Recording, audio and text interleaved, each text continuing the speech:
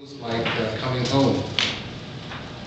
Um, During my 16 years in the United States, I spent 10 years in the newspaper publishing business, starting with the Washington Post. Then I went out to eastern Iowa, to Davenport, with the small to medium-sized newspaper group called The Enterprises. My father used to spend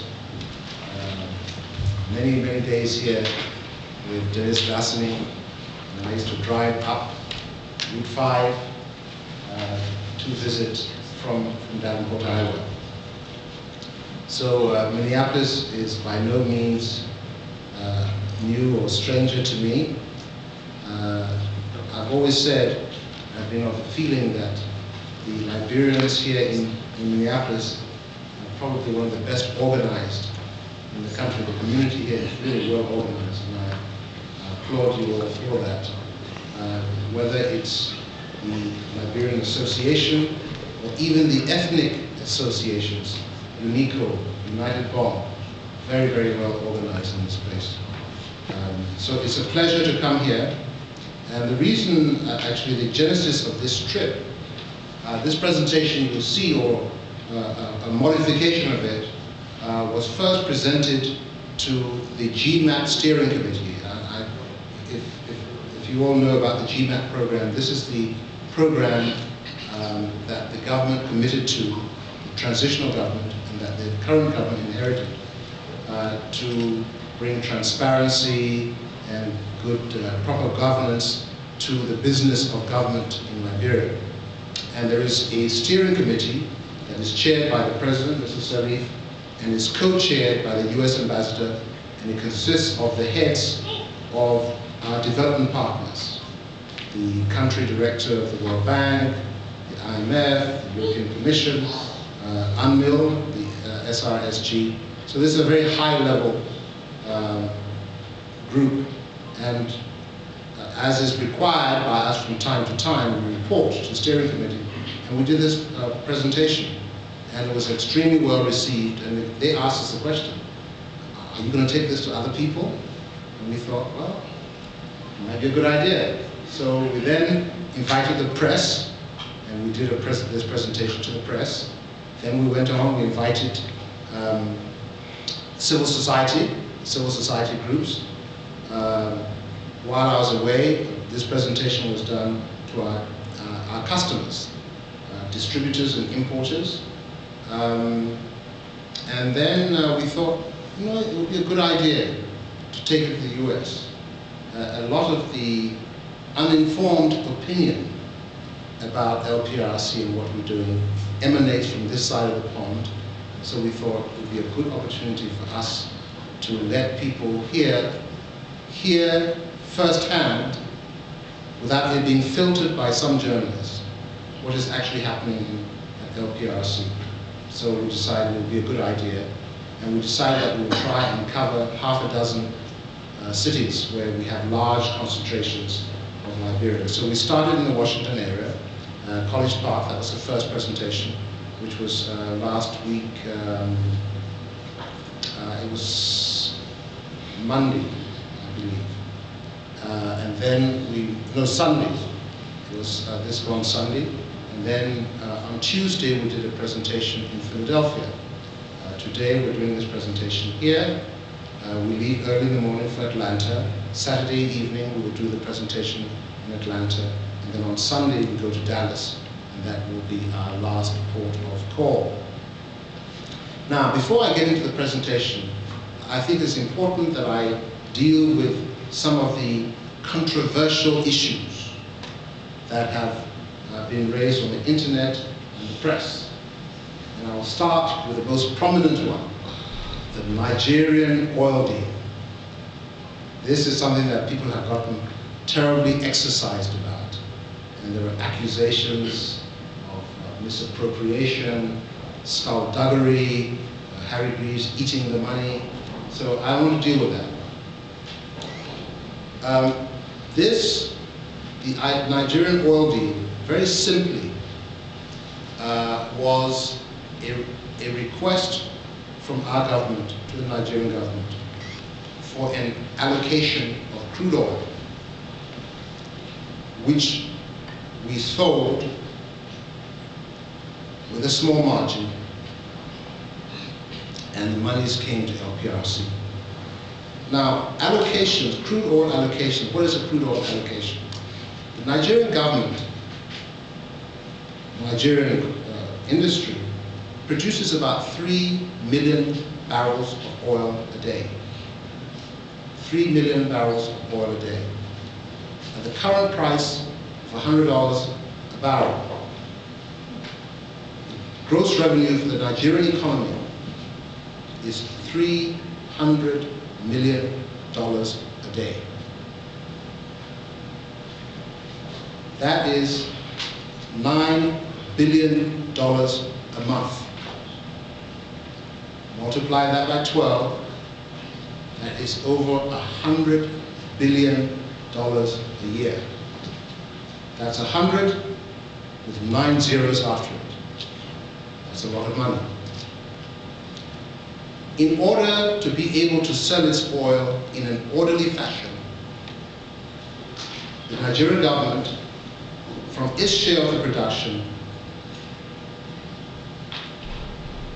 enters into contracts with customers to sell the oil, usually on one-year contracts. They don't want every month or every day to be running around trying to find customers. So it's a logical way. It's the way many businesses operate. We ourselves, we rent space in our tanks for importers to store product. We don't go around every day looking for customers. We enter into annual contracts with our importers that will give them the right to have space in our tanks. The Nigerian government does the same thing.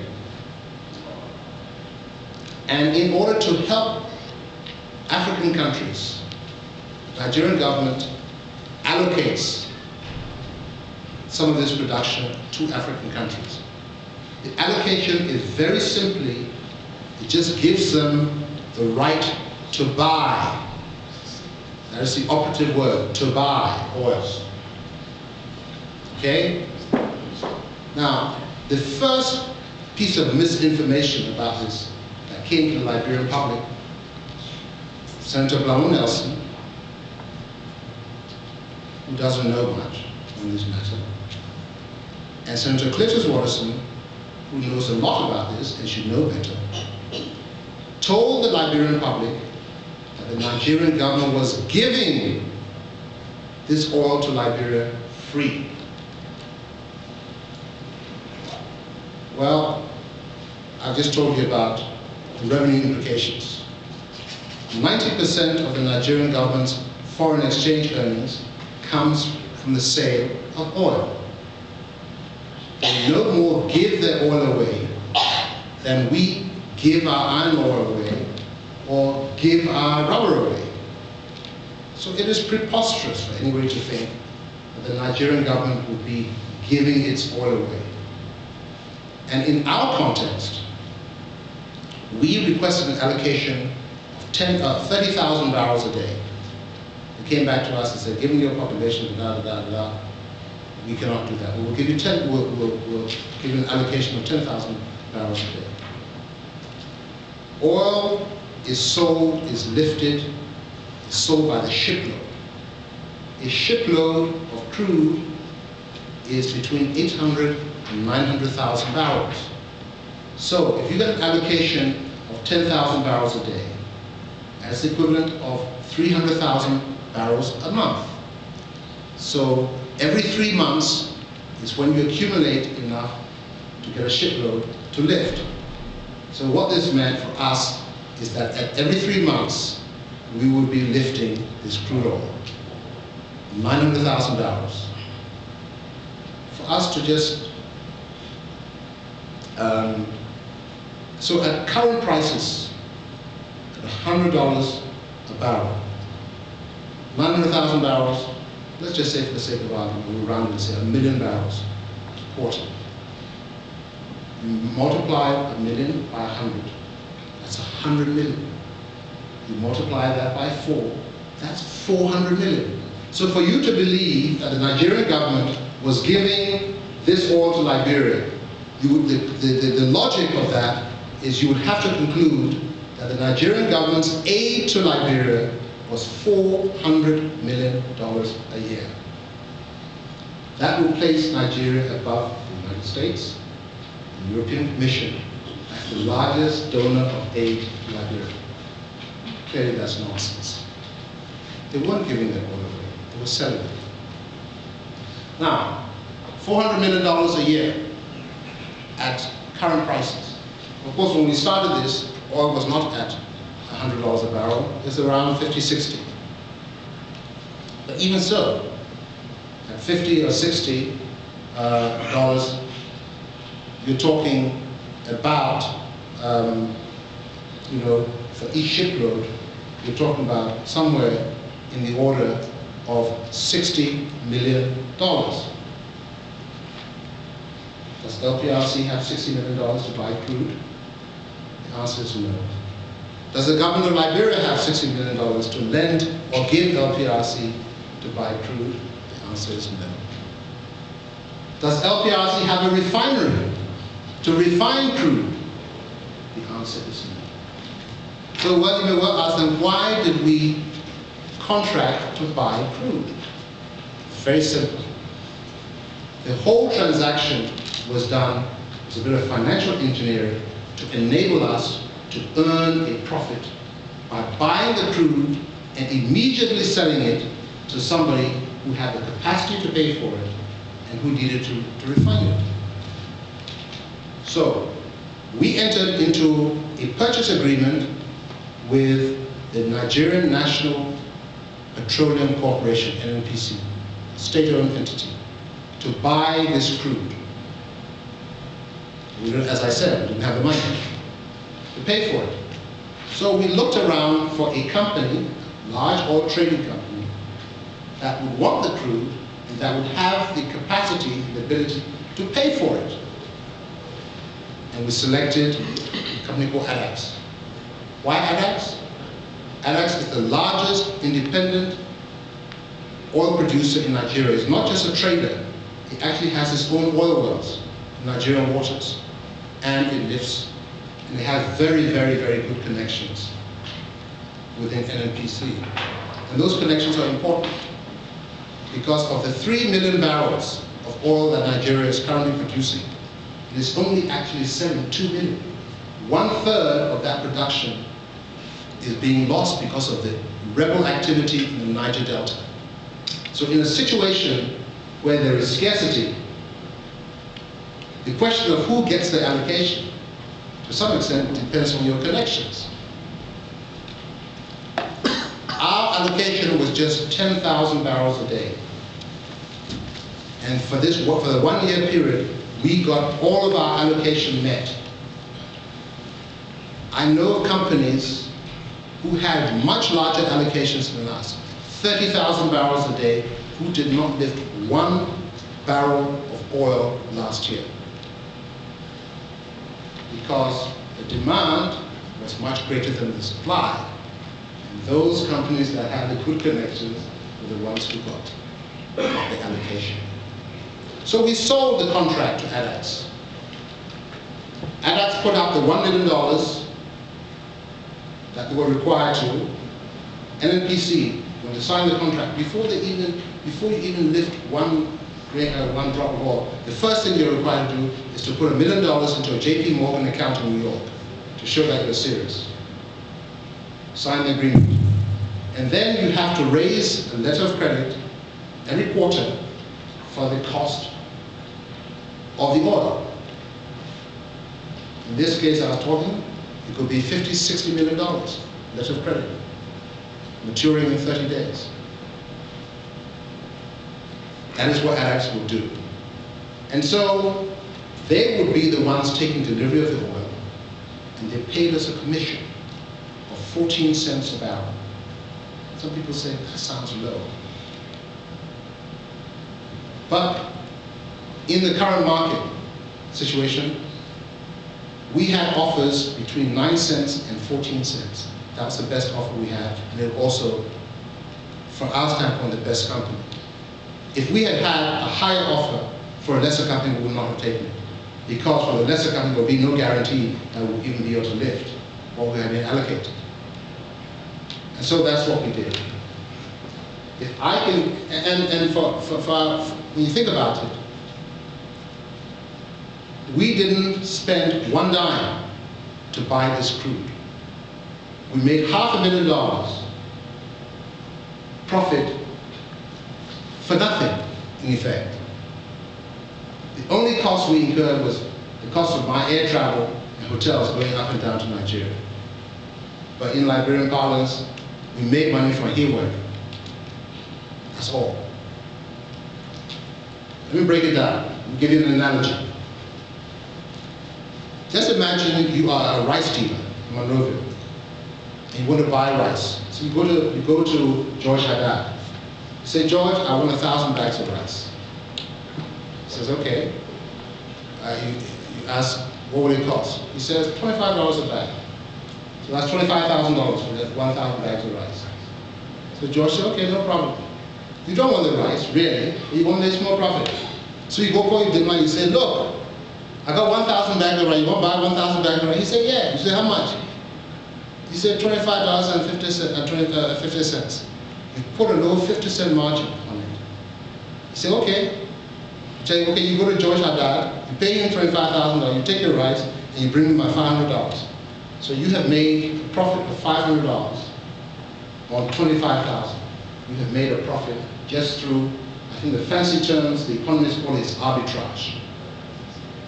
Just using hayward as a middleman to make a profit. This is exactly what happened with us. We paid for a commodity that we really didn't want, but wanted to make some money.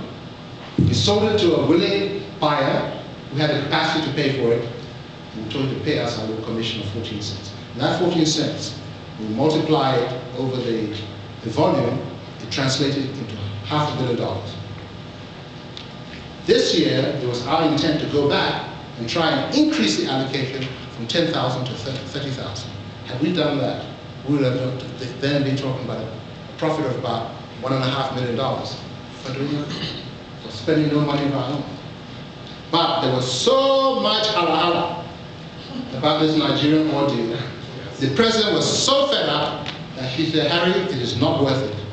She said, the abuse that you have taken and the thing to your reputation, I'm not prepared to go through it again. So I'm not going to ask for a renewal of the contract. And she has not. So the contract has not been renewed. And as you will see when I get into my presentation, that is bad news for us.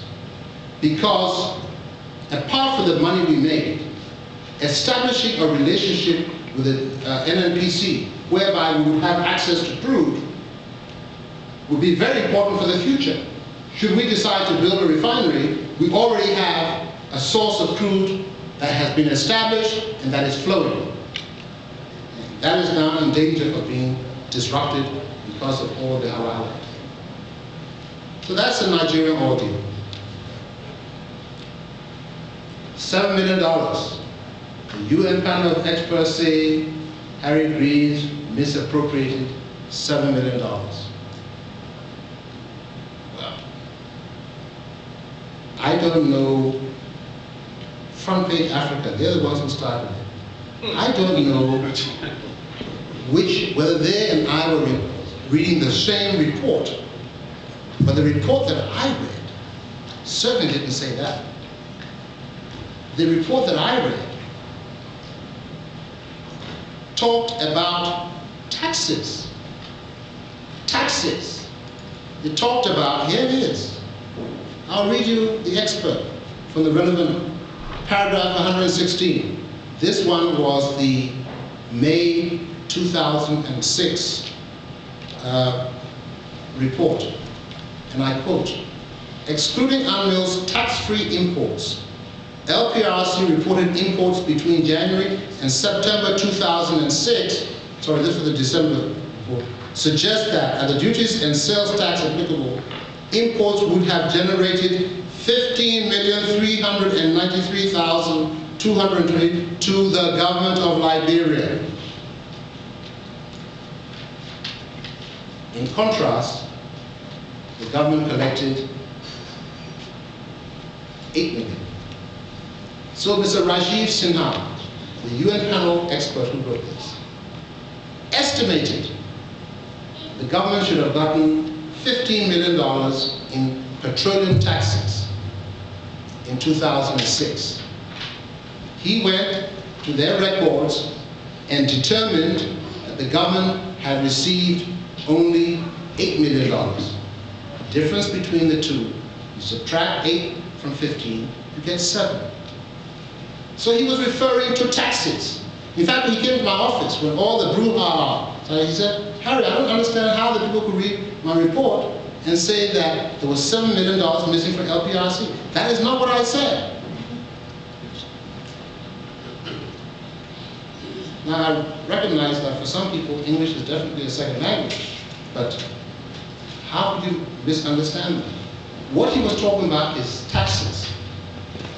And to my knowledge, there's only one institution in the Republic of Liberia that has the authority to collect taxes. It's the Ministry of Finance, not LPRC. Besides payroll tax, which universally corporations deduct or businesses deduct from employee pay, it is not normal for businesses to serve as tax collector for the government. And in our case, by law, only the Ministry of Finance has the authority to collect taxes, not us. In fact, Mr. Sinha came after this in discussion with me. He said, you know, Harry, you people do such a good job of collecting your fees from importers. I want to recommend to the government that they allow you to collect taxes on their behalf and pay your commission. I told him, over my dead body. We are not a tax collector. While I'm managing director, we will never be a tax collector. And if there's anybody in the legislature who tries to pass a bill to make us a tax collector, we will fight it. If people are making noise about my fees, can you imagine the noise it would make if all of a sudden they say, Harry, are you collecting government taxes? We are not a tax collector. It is, the business of petroleum taxes is a matter between the importer and the government. And in our licensing agreement, we spell that out. We do not get involved in matters of the collection of petroleum taxes. I don't know when the government bills its customers for their taxes. I don't know when they go to pay. So how in the world am I going to be responsible for accounting for that about which I have no control? The importers pay their taxes directly to the Ministry of Finance. If they don't pay, it's very simple. The ministry sends me a letter saying, stop that importer or distributor from lifting product, and I immediately act upon it. And when they pay their taxes, I get another letter from the Ministry of Finance saying, oh, it's okay now for this importer to lift product. And as far as I'm concerned, that is about as close as we are willing to get in the tax business. So this $7 million they're talking about has nothing to do with the LPRC. And for those who want to know, my response is very simple. Go and ask the people of the Ministry of Finance. Don't ask us. It's not our business. The last issue I want to talk about before I get off the presentation. GMAP controller. In October 2006, GMAP controller was unceremoniously dismissed. This is the guy who, under the GMAP program, was assigned to LPRC. There are 4 public corporations that have GMAP controllers.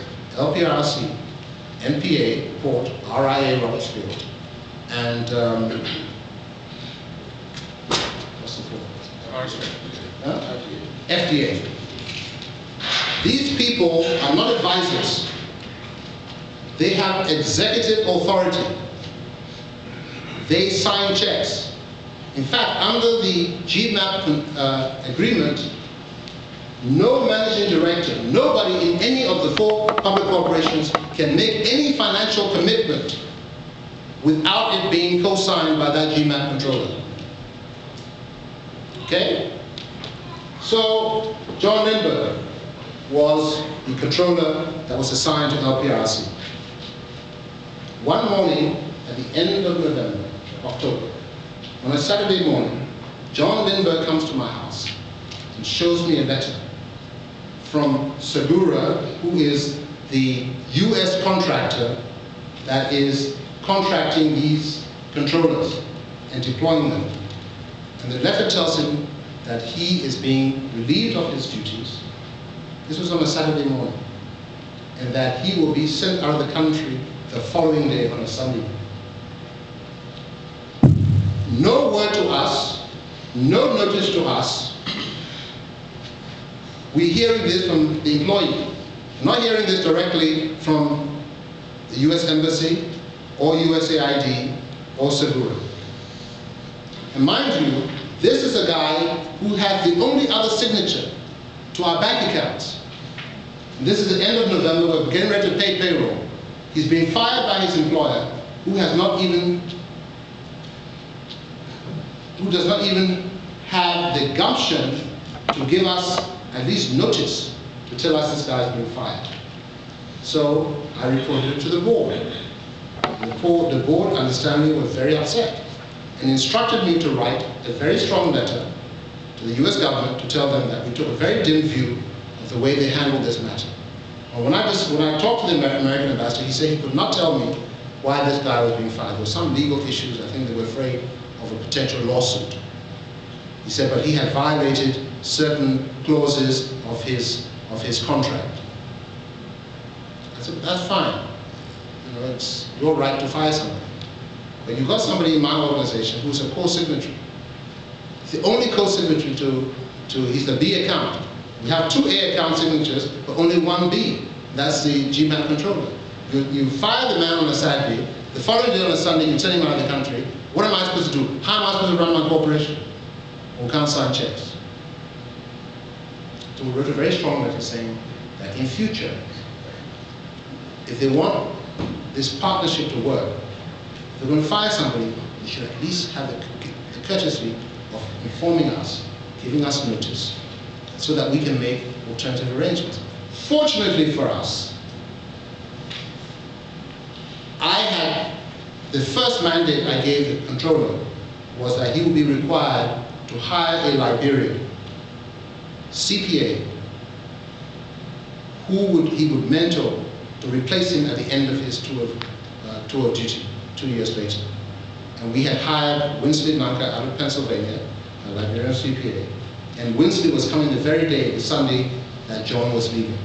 And fortunately, Winsley had been very proactive. Even though he was here in Pennsylvania, he was communicating with John before he actually came to Liberia and had gotten some feel about the system. But for Winsley, it was baptism by fire. This guy came in, no handover notes, no nothing. He walked into a situation where he had to very quickly familiarize himself with the financial system and get going. And Winsley has done a first-class job as chief accountant. In fact, he's done such a good job that the president called me one day and told me, I'm going to steal Winsley from you. And Winsley is now he's going through confirmation hearings. He will be the deputy auditor general. So that is the story of the GMAT controller. And after that, I told the folks in the American Embassy, I said, okay, John Lindbergh was a very nice guy, very nice, good to work with. But frankly, technically, he was deficient. I would never have hired him myself. So I told him, in future, his replacement, anybody else thereafter, I insist that I play a part in the hire. I will interview, give me a short list of 3, I will interview the 3, and I will determine who will be selected, and I will make the appointment. And that is what we did. The current controller, Kamal, is a fellow I interviewed, I shortlisted, he was the one I selected. And he is bringing a lot of value to the corporation. So those are 3 controversial issues that I thought I would deal with. Now let's get on with the presentation. We've entitled this presentation, Whence We Came. In other words, where do we come from? Where we are, where we're going. the board and management, the new board and management was appointed in January, towards the end of January 2006 by Mrs. Sirleaf after the elections.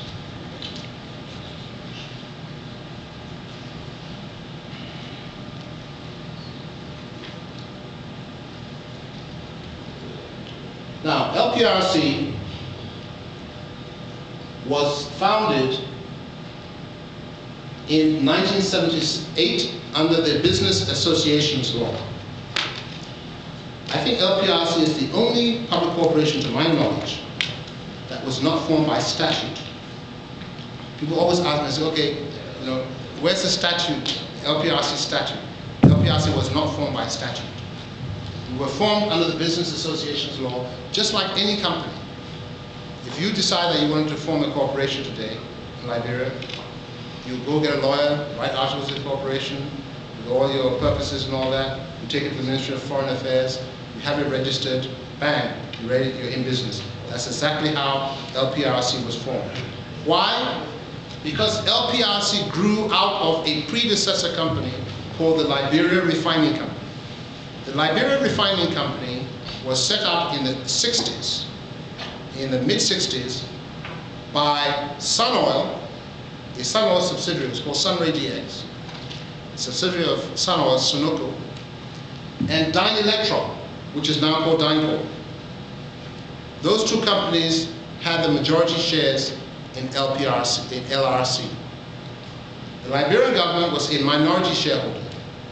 The Liberian government also, back in those days, encouraged Liberian citizens and institutions to buy shares in some of these companies.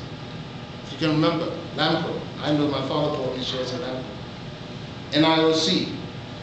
And Liberian individuals bought shares in LRC. In fact, as an aside, since I've been there, 4 Liberian citizens, elderly people, 2 of them who have been living abroad and getting ready to retire, have come to me with their share certificates from the LRC share certificates. So it was formed, and ironically, President Ellen Johnson Sirleaf, in her capacity then as Deputy Minister of Finance for Revenues, was the incorporator of LPRC. Cletus Warrison, his first chairman, was the chairman. And the government invested $50 million. They spent $50 million to buy out Sun Oil and DynCorp. So that was the share capital that LPRC started with, 15, and that's a very important number. We'll see that number over and over again. And the refinery was built, and everything was going hunky-dory. And then in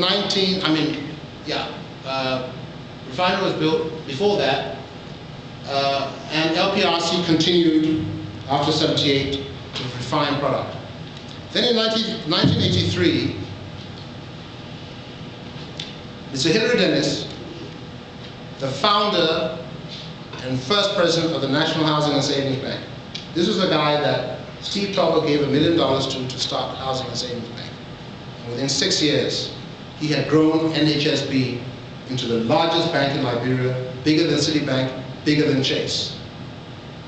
And he put together a syndicate of banks headed by First Chicago that provided a line of credit for LPRC to import crude. The numbers I gave you just now will show you. You import crude, you talk about very large sums of money. We had a $75 million line of credit. So in 1983, Samuel Doe decided to get rid of Mr. Hilary Dennis. And I can remember I went to jail over that incident because I was impertinent enough to write a letter to the editor suggesting that Samuel Doe apologize to Mr. Hilary Dennis. So the bank said, okay, fine. As a country, president, it's your prerogative. You can appoint anybody you want to any position you want. But Hilary Dennis is the guy we know. This other guy you appointed, we don't know him. So if you appoint him president, you get rid of Hilary Dennis, we will pull the line of credit. And that's what the banks did. They pulled the line of credit. LPRC didn't have $75 million. the government of Liberia didn't have $75 million. So LPRC's refining came to a screeching halt. And thereafter, LPRC was reduced to importing refined product.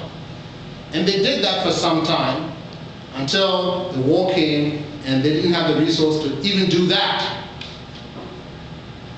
In 1989, Samuel Doe's government passed a law, an act, granting LPRC a monopoly over the importation, distribution, and storage and distribution of all petroleum products in the Republic. Well, LPRC didn't have, as I said, didn't have the money, so what they did, just like McDonald's, they franchised it out to one company, West Oil, a Lebanese company owned by Lebanese guys that had a monopoly. And that went on until 2003, when the new transitional government came in and we tried to break up the monopoly.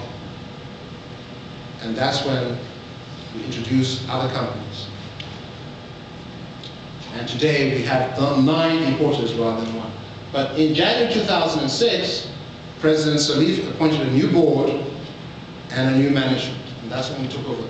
And when we took over, LPRC was in very, very bad shape. The $15 million that I told you about, the initial capital, half of it had been eroded as a result of accumulated losses over the years. LPRC had $2.2 million in debt, short-term debt, to commercial creditors. In fact, LPRC had developed a reputation as the company that didn't like to pay its bills. So nobody wanted to give us credit. We had to pay cash for everything. And we had only $50,000 in the bank. I remember that very vividly because that was the first crisis I faced. I got there on January 22nd. January payroll came up. My controller comes to me and says, "Chief, we can't pay the payroll." I said, "What do you mean we can't pay the payroll?" He said, "Chief, we can't pay the payroll." I said, "You're going to be joking. LPRC? This is a money machine." I said, "Chief, the payroll is 90,000. We only have 50,000. So I had to go on my hands and knees, crawling back to West Oil to borrow money to pay the January payroll. And I promised myself that that would be the first and last time I ever borrowed money from anybody, to pay our operating expenses.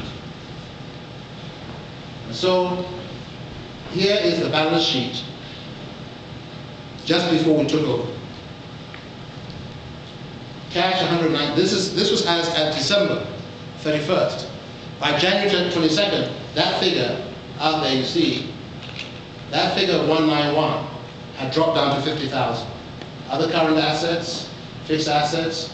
So the total net book value of the company was just over 9 million. See those liabilities?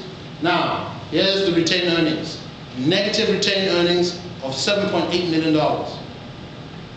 So your share capital had been cut in half because of these accumulated losses. So we decided, the new board decided that we're going to do something. We're not going to make any excuses. We're not going to bob and weave and say, well, you know, we're just coming out of war, so we can't do anything. One of the things that the new board discovered, there was a study done by Ernst & Young and also by Monroe. And both of them pointed to one very significant fact, that LPRC was grossly overstaffed. We had 650 people on the payroll, full-time people on the payroll. To put that in perspective, when LPRC was refining, when the refinery was running, we had 180 people on the payroll. Now that we're not refining, we're not even importing, we're just storing, we had 650. And of the 650, 250 had been added by Mr. Snow in the transitional period. Okay? So the board decided that they would deal with that overstaffing head on.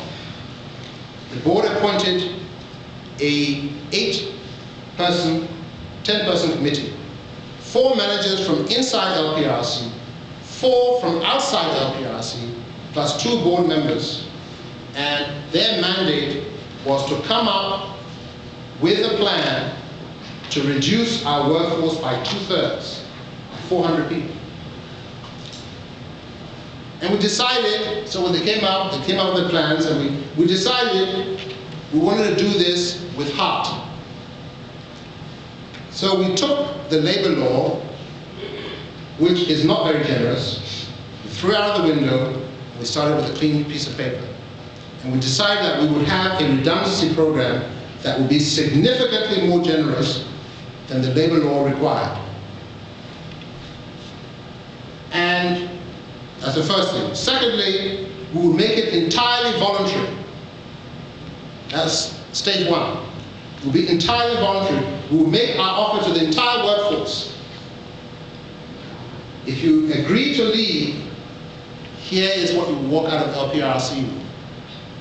Okay? Now, we had decided that if we didn't get the numbers we wanted on the first round, then the second round would be involuntary. Then we'll start firing people. But we didn't have to go to the second round, because our severance package was so generous that over a space of 10 days, 400 people signed up. The unions tried to stop the people. They said, get out of the way, where's the money? So 400 people signed up for our severance package. And it wasn't cheap. It cost us $1.5 million. Do the arithmetic. That's an average of $4,000 per person. When you live here in the United States, that may not sound like a lot. Bear in mind, for an average civil servant, at that time, they're making $30 US a month. $4,000, that's an average. There were people who walked out of LPRC with $20,000, $30,000 US in their hip pocket. And we had a seminar put on by an HR consultant, what I call Life After LPRC, that showed them what they could do with their money and all that. And in fact, we've had many testimonials. One guy wrote us and said, he got a lot of money, but actually the seminar for him was more valuable than the money, because it's opened his eyes to what he could do. And many of the people who took our severance package are now self-employed. So LPRC, in a sense, became Liberia's first venture capitalist company. We put a lot of money in the hands of people. We lost almost all of our drivers. We told some people not to take the package. And they told the chief, no one would see they cannot take it. I lost somebody who had been in the company for more than 25 years. I expressly asked her not to take the package. So I said, we'll take care of you after the package.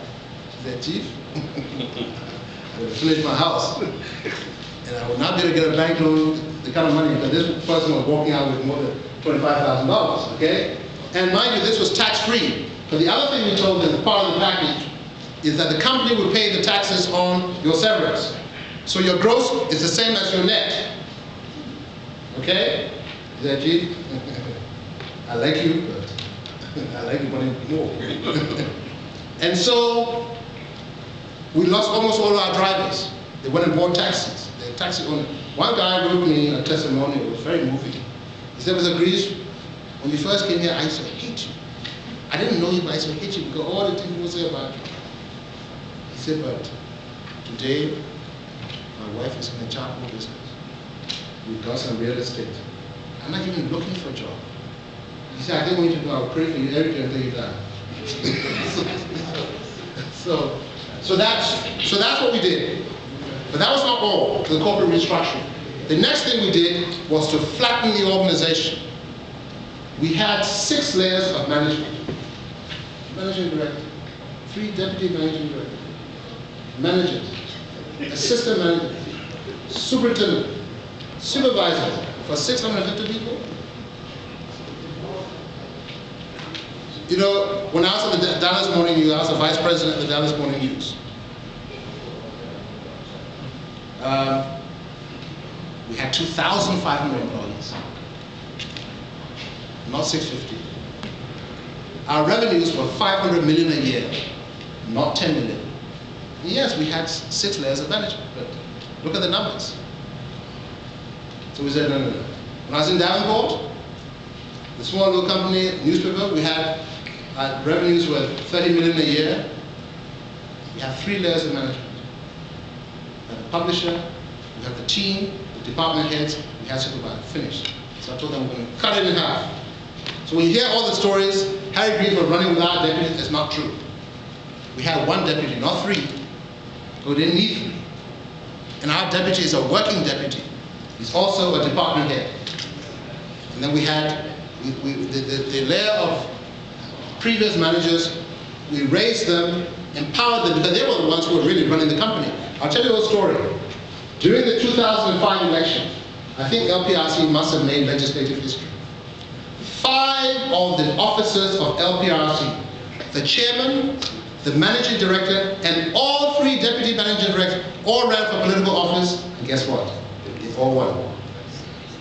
So when the 3 deputies were campaigning, how was LPRC running? The managers. These were the real professionals. They were the ones running the company. So I got rid of that second layer, and I moved the deputies, the managers up, created them a new title for them, directors, and empowered them. We reduced the number of departments from 16 to 6. And we introduced new financial management controls, including the preparation of monthly financial statements. Now that may sound, for people who work here in corporate America, that's normal. It's not normal in Nigeria. I think we are probably the only public corporation that on a regular basis produce monthly financial statements. And our board, you heard the story, all the board is asleep. Harry Greaves, a one-man show. Far from it. Our bylaws require our board to meet once every 3 months. In the first 6 months of our new management, we're doing this corporate restructuring, our board met every week, once a week, every Friday at 2:30. From January to August. And the board doesn't get sitting fees. So whether they have 1 meeting or a million meeting, their fees remain the same. And that board met every Friday for 6 months. I don't think there's any board in the Republic, public or private, that was as hands-on as the LPRC board. The other thing we did, we decided that we would have our accounts audited, not by some small local firm, no-name firm, but by a Big 4 international accounting firm. Why? Because we're looking down the road. We start expanding, and we go to financial institutions to borrow money. The first thing they're going to ask for is your financial statements. And if they see a name on the audit report that they cannot recognize, they have never seen, your financial statement is going to have little credibility. They want to see a PricewaterhouseCoopers, an Ernst & Young, a KPMG, something like that. So that's what we decided. Then the other thing we did, we had a sports association, the Oilers, basketball team and a soccer team. 100 people from were on our payroll. So you had the 650 plus 100. So we said, we want to sponsor sports, but the association will be a freestanding, self-accounting unit. So we move them out of our organization, move them out of our payroll, and we give them sponsorship dollars. Every month we write them a check. And they manage their own affairs. They're no longer on our payroll. So now, what are the results of all of this? The overlapping and duplicated functions were eliminated. We had a leaner, meaner organization that made for faster decision-making and improved efficiency. A dramatic reduction in our costs. When we were when we were planning the corporate restructuring, we estimated that our operating expenses, as a result of the layoffs and the flattening of the organization, that we would save about $1 million a year. In actuality, we did better than that. As you will see from the numbers, we are saving $1.5 million a year. And of course, our financial position became considerably strengthened. So here's the income statement, comparative. In 2005, LPRC generated 8.4 million. 2006, there's a 40% increase in our revenue to 12.2. 2007, 8 and 7, it went down. Let me explain what happened there. Because of the high cost of oil and the increase and the concomitant increase in the price of gasoline and diesel and kerosene, in order to help to mitigate that, we decided to slash our storage fees by 3 cents a gallon. Now, 3 cents a gallon doesn't sound like much, but when you're importing 60 million gallons a year, you multiply that 3 cents by 60 million, it cost us $1.8 million in lost revenue, and of course that went straight down to the bottom line in lost profit. But that was our way of giving something back to the Liberian public.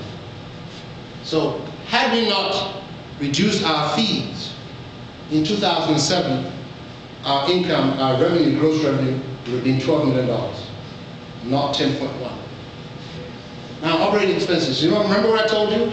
In 2005, which is the last snow year, operating expenses was $6 million.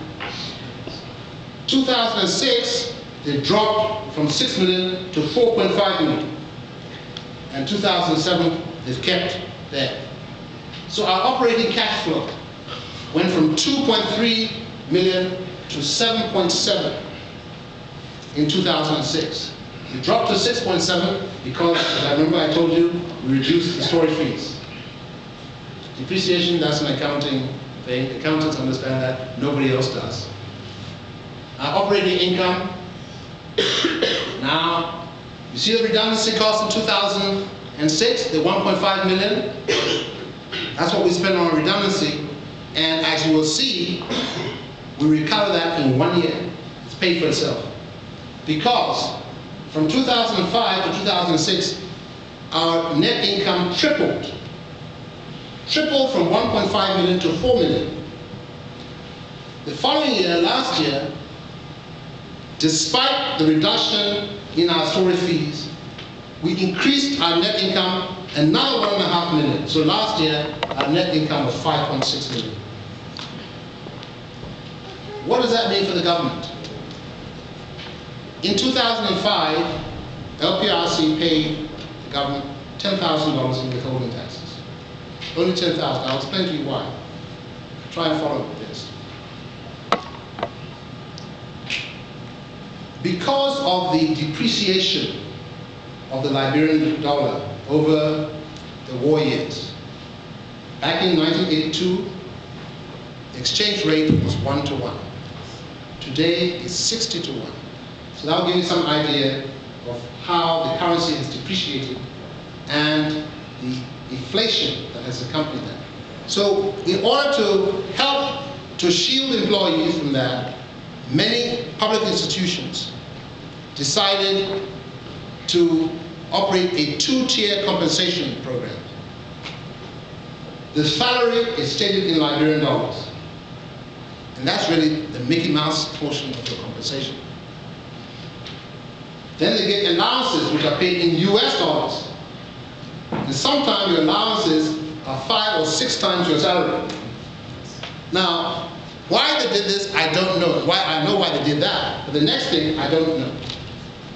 They tax the Liberian dollar salary, but they do not tax the allowances, which is against the law. It's against the law. Compensation is compensation. Doesn't matter what you call it. If it quacks like a duck and it looks like a duck, it's a duck. So when we came on, we said, okay, this thing looks like a duck. So we are going to tax it. But we don't want the employees to be penalized because we didn't do our homework. When I say we, I mean the previous administration. So what we did, was we grossed up everybody's pay so that after we tax it, they still get the same net pay that we're accustomed to getting.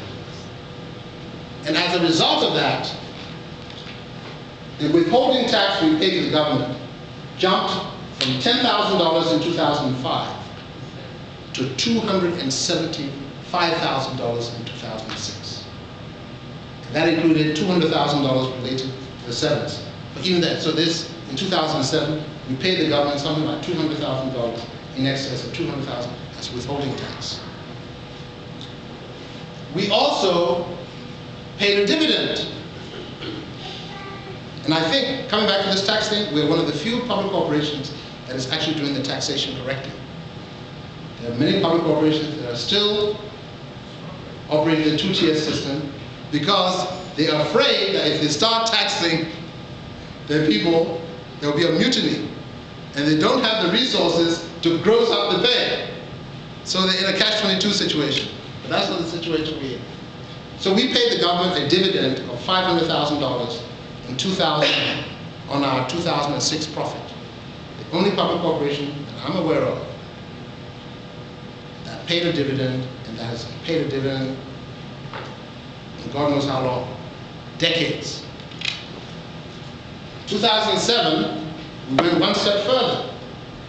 We told the government that even though we're a government corporation, we're going to be treated just like a private corporation. We will start paying taxes on our profits. Unheard of in Liberia. Public corporations have never been taxed on their profits. Firestone gets taxed, Vital Steel will get taxed. You and I, if we started a corporation, we made a profit, we'd be taxed. But government institutions always feel that they're tax exempt. And so we made a payment of $250,000 advance payment of corporation tax for 2007, and is not on here, but we paid another $250,000 as an advance payment of tax on 2008. And we have not declared a dividend yet, but we will. We'll be making a recommendation to the board. So you can see the benefit to the government from LPRC has increased dramatically. From $10,000 in 2005 to $750,000 in 2006 to over $1 million in 2007.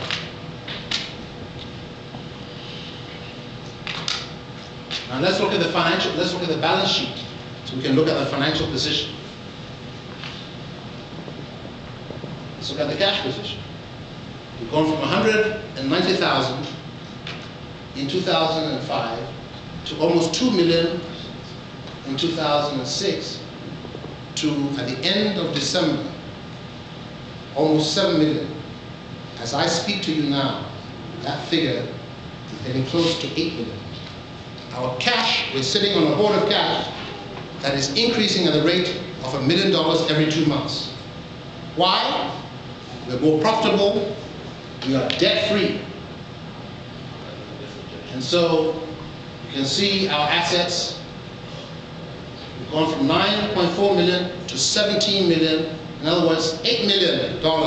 The value of this company on the books has gone about $8 million, but in actuality, we believe that if you were to sell LPRC tomorrow, you would get not $17 million, but somewhere in the region of $25 to $30 million. So already we have doubled the return on the government's initial investment of $15 million 30 years ago. And you see the liabilities there? The $2.2 million in 2005, it has vanished. What you see there now is just the current payables. So we are debt-free. The share capital hasn't changed. The retained earnings, the accumulated losses, we've cut them in half in 2006 from 7.8 million to 3.3 million, and in 2007 we wiped out all the accumulated. We're now in positive territory. So the value of the company is rising. 17 million.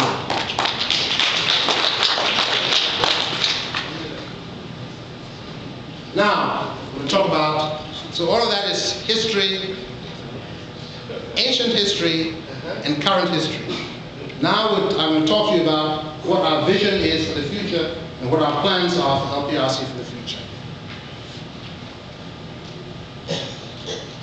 We're sitting on $7 million of cash. $5 million of that is on time deposit. Okay? So what should we do with that money? Well, here's the first option. Let's divide it and have party. That's what some people in the legislature want us to do. Divided money, we have party. Go buy cars, each other, we have 5 girlfriends, and we enjoy. Okay? But if we were to do that, it is our belief that within a few short years, LPRC will be out of business. We will be out of business. And here is why. I'm going to show you some pictures that will explain why, if we don't do something other than just divide the money and have party, we'll be out of business. This is our tank farm. Those tanks were built between 1950 and 1952. They're 80 years old. The economic life of a tank is 40 years. So already they're 18 years over their useful life. But more than that, the area where we are, Bushchicken Island, the other port, was a battleground during the war. So those tanks, they have bullet holes, small little mixed perforations. They're old, they're leaky. Look at this. These are the equipment in the tank farm of the great LPRC. Old, decrepit pipes. This is our loading rack. This is where we load old, obsolete technology. Serious environmental issues here. Serious environmental issues. You see those. These are the things that we use, the hoses, and after we put fuel into the tankers, some of it drips on the ground. Well, we should have an environmentally safe way to collect that residue and dispose of it, but we don't. So this stuff is just seeping into the ground. And some years in the future, people will start getting sick. And then we'll say that we'll wish them. We don't wish them. They wish them. It is gasoline and diesel seeping into the ground, ultimately into the groundwater that people drink. Here is the pipeline from our tank farm up to, this is the long, it goes, and this is terribly, you see up here, right over these rocks, a little way away is West Point. The people in the night, we have ships coming in to bring in product, again in canoes, with cutlasses. And they come and they threaten our people, and they tap on the lines to steal product. Unmill, we try to put lights over here. As fast as we put the lights, they steal the materials.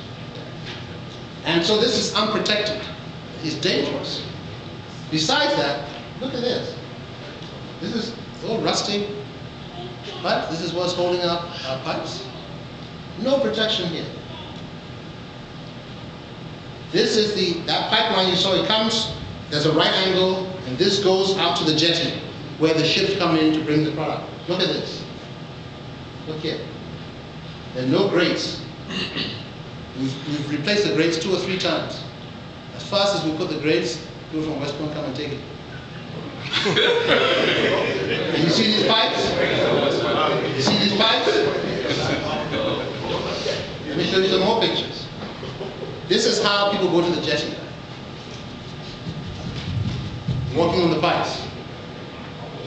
No grills, dangerous. If you're in America, you fall down there, you get a Jewish lawyer, you retire. Product liability. Employer liability.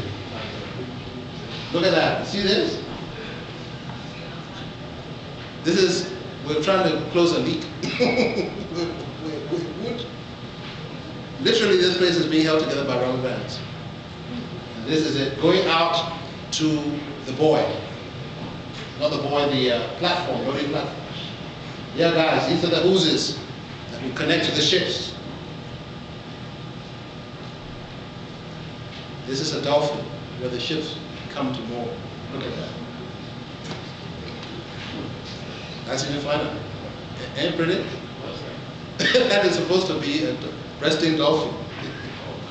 A buoy for the ships to come and moor to. There has been almost no reinvestment in this tank farm since it was built by Mobile and Texaco. So, we think that we should use the second option, that we should invest now, not in the future, now, in the expansion and modernization of our terminal on Bushwick Island. So that one, we remain in business, and two, we can provide an opportunity for government. I'll tell you, since I have been there, we've had 2 technical audits of our facilities by Total. Total is a French multinational. They bought the African and European assets of Mobil. So in Africa, there's no such thing as Mobil anymore. That's Total. They conducted two audits, and both times they condemned our facilities as not meeting international standards. And the only reason why Total has not built its own terminal now is that they're begging to fix it. But if we don't fix it, Total will put pressure on the government to allow them to build. Otherwise, they will leave. There's no way that Total will compromise its international standards for us in Liberia. Either we meet their worldwide standards, or they allow us to build a terminal that does meet their standards, in which case LPR, you can say bye-bye to LPRC, or they will leave the country. So, come back to our terminal. We need to expand, we need to modernize and expand it. Why? The storage capacity is limited. Our tanks, we have tanks there, 14 tanks. The total capacity of 45,000 metric tons. The Liberian market consumes about 15 to 16,000 metric tons a month. So we have enough storage for about 3 months. That's all of our products combined. Gasoline, diesel, kerosene, jet fuel. So we need more storage capacity. You saw those tanks. They're leaky, the technology is obsolete. We have abnormally high losses. Last year, we paid our importers almost $400,000 to compensate them for losses, because the international rule is when the importer brings his product and starts putting it through those pipes, once it gets into those pipes, it's our responsibility. Anything happens to the product, we have to pay. Okay? The pipes you saw, they're corroded. The pumps and the meters, the loading rack, they're faulty. The dikes. Now, around the pump, around the tanks, they build a dike. And what the dike is for, if there is a disruption in the tank, you don't want product flowing everywhere. So the dike is supposed to be there to contain it. But dikes have to meet certain specifications in terms of width, in terms of the materials you use for it, the height, and all of that. Our dikes do not meet standards. And remember I told you about the stuff that is leaching into the soil. It's environmentally hazardous. Firefighting. We have one fire truck. And until recently, that fire truck served as the fire truck for the city of Monrovia. We were the fire service for the city of Monrovia. Anytime there's a fire, the national fire, we were the first one they called. Well, about a month ago, our truck had an accident. So it's in the shop. Since then, there have been 2 or 3, one thing we're not paranoid. There are 3 fires very close to our facilities. You do not fight a serious oil fire with a fire truck. You're supposed to have a sprinkler system embedded in your terminal with foam. You fight oil fire with foam, not with water. If there were a serious fire at our terminal, the whole of Bushra Island would be at risk. So there was a fire across the street from us. Then there's a place up going towards Bombay Pier, about a mile away, we call our crude port. We have two very large tanks there that in the old days when we were refining, when the ships came in, we had a little submersible jetty. They would pump crude oil into those tanks and then we'll move the crude oil by pipeline to the refinery in Gardnersville. Well, people have built over the tanks and all of that, built over the pipeline. We don't even know where the right-of-way is anymore. But those tanks are still there. And during the war, some folks thinking that there was gasoline in those tanks or diesel went and opened the stuff, and the stuff came gushing out into the dikes. Okay? In fact, I'm told there are skeletons in the dikes, people who died as a result of that. Well, that was an accident waiting to happen, and it happened. About 3 weeks ago, on a morning, what day, or Thursday or Friday morning, we saw these huge plumes of smoke. Somebody had lit a fire. And the fire was raging. We had no fire truck, no fire truck. None of them had the capacity to put out the fire. So we just had to let the fire rage. And it raged for a day and a half and put itself out. We're very fortunate. If that had been near homes, it would have been a different story. Lighting. Our tank farm, the lighting is inadequate. You need lighting along the pier, we have problems with that. Inadequate protection for intruders. I told you about the people coming from West Point. And finally, the oil jetty, as you can see, is in a state of serious disrepair. So, what do we do about it? The board got into action and said, okay, we're going to do this. We're going to do something about it. We're going to fix this. We're going to fix this terminal. So, we launched a competitive tender for consulting services in October of 2006.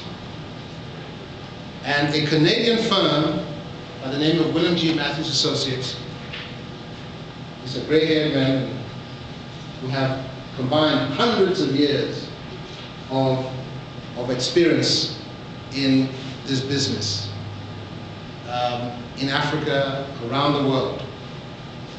And they won out of a field of 7 consultants. They won the contract. And we asked them to do 3 things. To conduct an independent assessment of our terminal facilities, look at our storage tanks, our pipelines, our truck loading, firefighting facilities, environmental protection, and our product testing. We have a lab, but it is grossly inadequate. So when ships, we have nice specifications that give the importers about the quality of their product and that meet all these standards. There's no point in having that unless you can test and make sure that people are meeting your standards. We don't have the testing facilities. So when their ships come in, we take samples. We have to send the samples to Freetown or to Accra. The second thing we asked them to do, we said, okay, we want to do a demand study. Look 7 years out to the year 2013 and give us some idea of what our storage needs in the country will be. Not just today, not tomorrow, but all the way out to the year 2013. And then when you've done those 2 things, do an estimate for us so we have some idea of the size of the bounty that we have to climb. How much it will cost for us to modernize our facilities and to expand them. And they did. And in July, they produced their final report. And we convened a meeting of stakeholders, 2 days in Monrovia.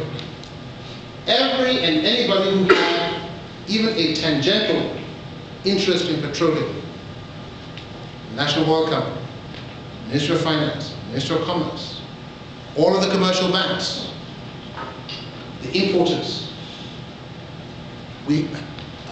EPA, We had all of them. We had about 80 people in the room.